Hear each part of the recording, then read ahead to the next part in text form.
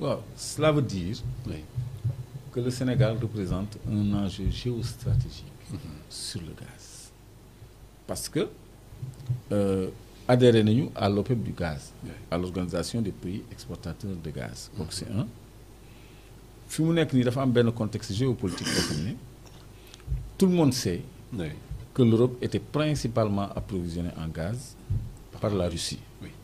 Russie moo doon jox Europe li ëpp ci gazam léegi Russie bi mu amee guerre ak Ukraine européens yi dem jàppale Ukraine Russie takk seen biir ni donc moom gazam rouble la koy jaay sa monnaie locale donc loolu arrangé wul woon européens yi nga xam ne ñoom dañu defoon déjà mesure de rétorsion ci Russie parce que y a eu la guerre du gaz quand même il faut qu'on le rappelle naka la demee ci biir conflit russo-ukrainien bi parce que le système SWIFT bi nga xam ni moom ngay def fayé par virement la Russie c'est contrôlé par les États-Unis système de codification bancaire la boo xam ni virement ak paiement yi ci lay jaar MT103 benn instrument de paiement la bu ñu tuddee ñun virement foog nga am un SWIFT qui permet aux Américains de suivre les flux financiers ñun léegi système boobu dañ ci exclure Russie heureusement que Russie ak Chine créé nañu seen propre codification bancaire seen système de virement bancaire léegi nag ñoom ñu téye seen gaz parce que Allemagne moo gënoon soxla gaz parce que dafa renoncé woon au nucléaire parce que Allemagne li ëpp li muy defar ci courant nucléaire la woon mais foofu dafa bëri ay amis de la nature ak ay écologistes yoo xam ne ñoom bëgguñu woon énergie nucléaire ñu ni woon léegi énergie centrale nucléaire yëpp dañ leen di supprimer surtout bi mu amee accident wu Fukushima bi à la suite de Tchernobyl donc ñu ni nucléaire du option pour Allemagne ci la ñu opté woon nag principalement pour le gaz ba ñu soutenir le projet de Nord Stream 2 nga xam ni l'Allemagne s'était fortement impliquée depuis Angela Merkel ci réalisation wu Nord Stream 2 benn tuyau gaz la buy jógee Russie jaar Ukraine ñëw Allemagne am na benn partie boo xam ni ci géej gi lay aw donc ñëpp yëgoon nañu ci guerre bi tuyau bi jaar ci géej bi dañ ko exploser la woon dañ ko saboter woon léegi nag Russie dañoo tourné wu vers les Chinois parce que Chine kese mën na jënd gaz bi Europe yëpp soxla léegi européens yi am problème léegi américains yi j'explique un peu la géopolitique c'est pas parce que dama bëgg a long et tout léegi américains yi gis ni lii xewal la ci ñoom ñu am benn gaz boo xam ne gaz de schiste lañ koy wax boo xoolee yenn soudeurs yi dinañ jël ay xeer yoo xam ne dañ koy dugal ci benn bande scellé ko après jël seen chalumeau di ci soudé kooku c'est pas du gaz à l'état gazeux mais c'est à l'état solide donc c'est ça le gaz de schiste bi nga xam ne bant boobu bu ñuy soudé gaz la. non du bant boobu baguette la yow baguette bi waay baguette bi non kooku c'est un métal. D'accord mais am na ñoom gaz sax lañ ko tuddee c'est donj lay doon donj c'est pas la baguette donj lay doon boo xam ni. ci ay bouteilles yu diis lañ koy def métallique. viser ko serrer ko. peut-être un soudeur va nous revenir dans les commentaires. wala kenn ku ma ko gën a xam. donc ñoom États-Unis ñoom beneen xeetu gaz la ñu am c'est ce que je vais expliquer le gaz de schiste bi nga xam ne. pour transformer ko transporter ko maanaam pour soppi ko liquide. transporter ko. dafay cher dafay coûteux. léegi ñoom ñu bëgg ci profito pour jaay Europe gaz pour remplacer Russie. mais européens yi bu ñu ko jëndee dafay cher ci ñoom. kon tey jii. problème dafa am ci côté boobu. damay jël temps nag fii. pour vraiment parce que parfois géopolitique daf ñuy laal mais dañ koy ignorer. focus rek ci Sénégal alors que Sénégal sous-ensemble d'un très grand ensemble qui s'appelle le monde. léegi foofu muy benn problème Nord Stream 2 àggul saboté nañ ko. Nord Stream 1 bi doon fonctionner dynamité nañ ko. Russie jaayatuñu Europe. donc du coup Europe dañu am un déficit en gaz. léegi li mu jur mooy inflation Allemagne ak yenn pays Europe yi nga xam ne dañu compter woon ci gaz russe bi. y en a qui ont dépendu du gaz russe à 100%. Allemagne je crois ils étaient à 80% de dépendance au gaz russe léegi ñooñu dañu bëgg a trouver yeneen alternative léegi lu tax mu ak mu gën a jàmp fi mu nekk nii parce que dafa am yeneen problème de sécurité sur le transport maritime international qui se pose actuellement parce que géej gi dafa bindoo noo xam ni parfois day am ay bunt yu ndaw yu ñuy wax détroit nga xam ni du yaatu day traversé benn dëkk boo xam ni moom moo ci am souveraineté te détroit yooyu bu ñu amul sécurité day relier continent ak moroomam da ngay wiiri te dafay jaar day nekk ay surcoût de transport wala ay risques yoo xam ni assurance ñoo koy gàddu ba noppi risque yooyu assurance di gàddu dafay tegu ci njëgu produit bi finalement Yémen gis ngeen tout le temps ñuy bombarder la mer Rouge ba tubaab yi ñemeetuñ fa jàllale ay bateau yoo xam ne day dem ci yeneen goxu àddina bi Iran mooy contrôler le détroit d'Ormuz parce que foofu tam jàllukaay bu xat la bu ndaw bu tudd le détroit d'Ormuz Iran moo koy contrôler Yémen créé na insécurité fii Iran mu ngi yore son détroit donc loolu dafay gën a yokk problème mu approvisionnement wu monde occidental en matière de gaz boo xam ne du jóge ci Nord Stream moom da tuyau la bu connecté direct à l'Europe c'était beaucoup plus simple donc dans cette guerre ils ont beaucoup perdu léegi nag le Sénégal est à 5-6 jours de l'Europe en bateau la proximité géographique 5 jours tu atteins les côtes 6 jours maximum tu atteins les côtes européennes 6 jours ñun suñu pirogue yi sax du ñu def durée boobu pour àgg Espagne nos pirogues gis nga même nos pirogues peuvent atteindre l'Europe donc suñu proximité mu nekk benn avantage ba noppi gaz bi nekk ci catu Sénégal maanaam ci suñu frontière ak Mauritanie donc gën a jege Europe que Dakar sax tu comprends encore donc foofu su fekkee ni y a un hub de stockage et de distribution boo xam ne mën nañu approvisionner l'Europe wala à moindre coût logistique en attendant le gazoduc qui va se connecter au GME gazoduc Maghreb Europe xam naa ni Moustapha tey dafa sonn il a oublié de nous illustrer donc loolu day positionner Sénégal ci benn position bu doy waar parce que y a un projet de gazoduc Moustapha dimbali ñu ci illustration yi bu war a jóge Nigéria ñëw ba Maroc dem Espagne c'est un coût de 25 milliards de dollars waa bii mooy gazoduc Maghreb arabe mais Moustapha am na beneen gazoduc boo xam ne moo waroon jóge Nigéria ba Maroc te Nigéria ak Maroc sax ñoo ko financé pour 25 millions de dollars boobu dafa laaj encore plusieurs années pour mu taxaw kon tey jii le fait que ñoom ñu mën a indi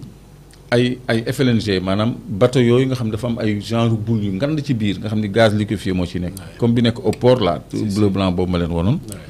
yooyu en attendant mën na transporter gaz bi Europe approvisionner leen directement parce que nous avons commencé la phase de production léegi nag les intérêts sont en train de se manifester parce que Dakar c'est à 6 jours de navigation de l'Europe Sénégal nekkul en guerre il y a pas des missiles qui tombent des porte-avions américains qui sont comme sur la mer Rouge côté Israël ak Liban ak yooyu ba outils yeeg disons les yéménites dugg ci conflit bi di attaquer les navires marchands au-delà des pétroliers donc yooyu dafa orienter intérêt bi ci ñun Afrique et principalement Sénégal mais du Sénégal rek mais toute l'Afrique fu mu nekk nii est convoitée pour ses ressources et sa stabilité parce que ñoom fu ñu doon jëlee hydrocarbures dafa tàng jër bu dee Syrie c'est la guerre le pétrole syrien il coûte cher il coûte des vies humaines bu dee Irak c'est la guerre ça coûte cher ça coûte des vies humaines et puis yooyu onshore la ci jéeri ji la jaar day traverser ay tribus yoo xam ne ay factions la ñu yoo xam ne dañu bëgg seen droit de sol dañu bëgg a gis seen bopp ci seen ressources yi génn seen territoire donc ñooñu comme en Libye commencé na am ay zones yoo xam ni Khalifa Haftar ak voilà chacun veut contrôler son bout de territoire nga xam ne li fay génn ñu mën ko maîtriser boo demee feneen Iran c'est des problèmes diplomatiques gis nga Trump bi mu ñëwee li mu njëkk a def mooy lan indil Iran problème moom Iran lay bañ a gis moom moo njëkkoon génn sur les accords du JPCO mooy sur le nucléaire iranien ba sanctions yi tombé ci Iran ñu takk biiram embargo ko d'exportation pétrolière. Ouais. Donc Venezuela aussi dafa nekk sous embargo parce que Venezuela ak Iran boo leen boolee c'est environ 6 millions de barils par jour ci production mondiale bi. Donc loolu yëpp daal pour tënk tax na ñu teg ba surtout suñu gaz. Parce que ñoom gaz la ñuy chauffé wu mais gaz la ñuy produire électricité tam moom la ñuy utiliser dans le domestique. Kon tey jii bu fekkee ni BP une société européenne signé un accord de vente et d'achat sur la totalité du gaz du Sénégal tey jii bu européens yi ñëwee soxla suñu gaz je crois que affaire BP mooy baax déjà parce que d'abord mooy actionnaire majoritaire environ 60% aux côtés de Cosmos ñun on est actionnaire très minoritaire. Deuxièmement on l'a toujours rappelé BP signé na benn SPA benn accord de vente et d'achat sur la totalité de la production de la première phase donc moom moo am le monopole du gaz. Maintenant européens yi su fekkee ni pare nañu fay 3 fois plus que le prix normal parce que ñoom loolu pare nañ ko. pare nañu fay 3 fois plus que le prix normal du gaz. C'est parce que mais c'est capital. Parce que kii jaay waxul ni dafay yokk kii jënd moo ni man mën naa jënd lu gën a cher. Mais est-ce que imaginer nga loolu ñun waxaale wuñu lijjanti wuñu mais ñi soxla gaz bi ñooñu ñoom mën nañu fay 3 fois plus. Qu'est-ce qui s'est passé yaa ngi wax tout à l'heure que Olaf Scholz ñëw na excusez-moi d'être long. C'est important. Olaf Scholz ñëwoon na fi mais avant lui Ursula von der Leyen présidente commission Union européenne ñëwoon na fi avec 5 commissaires dont Madame Simpson. Madame Simpson, c'est la commissaire chargée des questions d'énergie au sein de la Commission de l'Union européenne. Donc celle-là et 2 autres sont restés, après la visite de Ursula von der Leyen, dañu toog Sénégal 5 jours. Antoine Diome doon leen recevoir doon liggéey ak ñoom. Man xawma lan la Antoine Diome tënk ak ñoom. Mais ministre Birame Souleye war na fa fekk loo xam ne Antoine Diome tënk na ko ak Union européenne ci suñu gaz ñun. Parce que question yooyu du ñu di ko waxtaane du ñu faral di ko waxtaane dafa mel ni man rek la intéressé. Est-ce que dañ ko war a waxtaane non. Mais bien sûr. D'accord. Parce que gouvernement bi tàmmal nañu. bu bees bi. Oui. Rapport de production. mensuel. loolu mais loolu mosuñu ko espérer. Est-ce que le régime précédent l'aurait fait. Parce que ñoom lu boo tegee ci table bi sax ñu weddi boo gisee man ma dem ba biir géej di wane ay plateforme parce que dañuy weddi ay évidence kon tey jii Union européenne donc ñoom intéressé woon nañu suñu gaz mais jusque là il s'était agi de l'Allemagne et de la Pologne ñaar ñooñu ñoo nekkoon ay clients wu BP comme sur le pétrole Woodside mais am nañu ci dolleeku comme l'Italie justement la République tchèque. Le Portugal. Voilà léegi ñooñu ci dolleeku ñëpp nag bokkuñu ci woon. léegi ñooñu bu fekkee ni Allemagne mu ngi jonkoon toog di xaar ba chancelier am ñëw Union européenne ñëw démarché bon ñoom ñëpp Union européenne lañu bokk. Allemagne ak Pologne jonkoon di xaar fekk ñoom déggoo nañu ak BP ba pare. Parce que Allemagne quand même seen kilifa bi gën a mag moo ñëw dox loolu donc c'était important léegi keneen ku ci bëgg a dugg tu dois être mieux disant xëy na laay wax xëy na loolu moo tax ñoom ñu pare pour payer 3 fois plus nga fay bu fekkee ni BP a un client qui s'appelle Allemagne et Pologne mais si tu payes plus mais Allemagne day xaar c'est clair day xaar à moins que mu am un accord en béton qui le lie déjà avec BP. Donc Woodside aussi du côté pétrole ñoom ils vendent leur cargaison à Shell keroog dama juumoon ni Elf mais Shell mooy jël cargaison yi donc tey jii bu amee koo xam ne day fay plus que Shell mais intérêt bi du jaay Shell da ngay jaay ki nga xam ni moo fay le prix le plus fort donc loolu dafay wane rek ni ñun suñu gaz daf ñu intéressé léegi nag bu ñu découragé ci contrat Saint-Louis bi GTA bi ni mu bindoo ba nga xam ne du respecter intérêt Sénégal parce que dañ ko bokk ak Mauritanie benn moitié li ñu ci waroon am lañ ci am bu noppi gaz bi yëpp BP nee na moo koy teg loxo moo koy jaay donc ñun xeex nañu ba am ci quota boo xam ni dañ ci mën a defar courant équivalent 2 gigawatts c'est déjà pas mal mais am nañu gisement Yaakaar Teranga mooy gisement de Kayar boo xam ne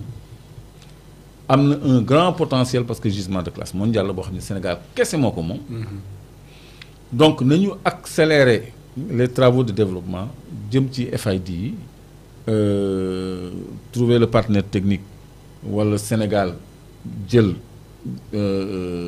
actifs yi des wut un partenaire technique signer ak moom un contrat de service pour exploiter ko pour mettre ce gaz à terre le plus rapidement possible gaz boobu nag maanaam Yaakaar Teranga loolu mooy xewlu Sénégal